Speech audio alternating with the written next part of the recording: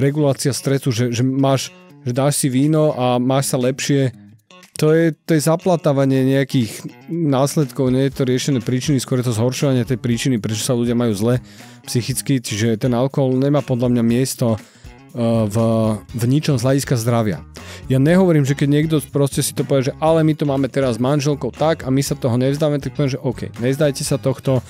ja vám to nemôžem nejakým spôsobom prinútiť, prikázať, ale aspoň si otestujte tú pečeň, pozerajte si pečeňovky. Som mal teraz jedno pacienta, prišiel, že mal AST, čo je pečeňový enzym, mal že 3,8, čo je že značne zvýšené, a ALT mal, čo je druhý pečeňový enzym, že 1, niečo, čiže ten pomer bol taký, že nám to hovorí o tom, že zrejme alkohol. A to môže, keď sme sa bavili, že áno, on popíjal tak, že vínko sem, vínko tam, chodí do spoločnosti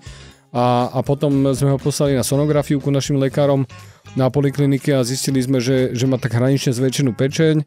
a že proste musí začať okamžite abstinovať a pritom si nemyslel, že popíja nejaké veľké množstvo alkoholu, hej, čiže